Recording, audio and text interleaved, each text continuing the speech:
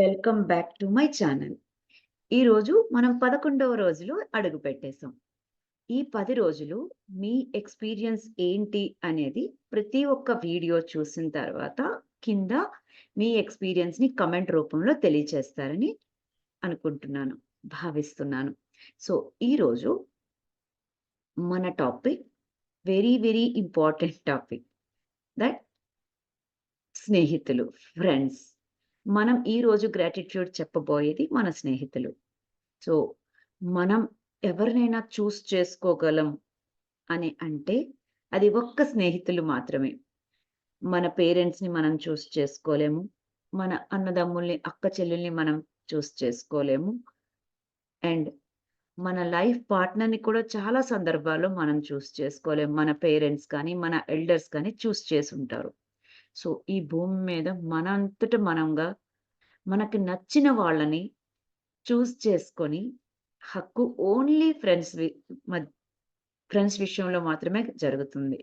So, మీ చిన్ననాటి నుండి ఈ రోజు వరకు ఒక్కొక్క స్టేజ్‌లో ఒక్కొక్క రకమైన ఫ్రెండ్ సర్కిల్‌తో మీరు ముడిపడి ఉండుండొచ్చు మీ జీవితం. సో, ఒక్కొక్క స్టేజ్‌లో ఒక్కొక్క రకమైన ఫ్రెండ్‌షిప్‌ని మీరు ఎక్స్‌పీరియన్స్ చేసినప్పుడు, ఏ రకమైన ఎమోషన్‌ని, ఏ రకమైన ఆనందాన్ని, ఏ రకమైన సెక్యూరిటీని, ఏ రకమైన నాలెడ్జ్ షేరింగ్‌ని, ఏ రకమైన కన్సర్న్ అండ్ కన్సోల్ అనేది ఎక్స్‌పీరియన్స్ చేశారు. ఒక ఓదార్పు, నేనున్నాననే భరోసా, అల్లరితనం, ఆనందం, ప్రతి ఒక్క చిన్న ఎమోషన్ ఏవైతే మీ స్నేహితులతో మీరు షేర్ చేసుకున్నారో, మీ స్నేహితుల ద్వారా మీకే రకమైన ఆనంద ఆనందాన్ని అనుభూతి చెందారు అనేది ఈరోజు గ్రాటిట్యూడ్ జర్నల్‌లో మీరు రాయాల్సుంటుంది. సో, ఈ టాపిక్ మీకు బాగా నచ్చిందనుకుంటాను. ప్రతి ఒక్క మనిషి స్నేహితులు లేని వాళ్ళంటూ ఉండరు. సో, ఒక్కొక్క స్టేజ్‌లో ఒక్కొక్క స్నేహితుడి నుంచి మీరు ఏ రకంగా ఎక్స్‌పీరియన్స్ చేశారు? ఏ రకమైన ఎమోషన్స్‌ని షేర్ చేసుకున్నారు? అనేది ఈరోజు గ్రాటిట్యూడ్ జర్నల్‌లో రాయండి. ఈ టాపిక్ మీకు బాగా నచ్చిందనుకుంటాను.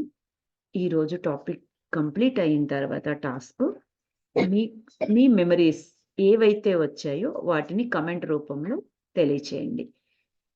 తప్పకుండా ఈ వీడియోని మీ చిన్ననాటి స్నేహితులు, మీ కాలేజ్ స్నేహితులు and me office, me work ప్లేస్‌లో మీకు స్నేహితులుగా మారిన వాళ్ళకి, మీ జీవితంలో ఉన్న ఎవరైతే మీరు స్నేహితులు అనుకుంటున్నారో వాళ్ళందరికీ ఈ వీడియోని షేర్ చేయడం మర్చిపోవద్దు.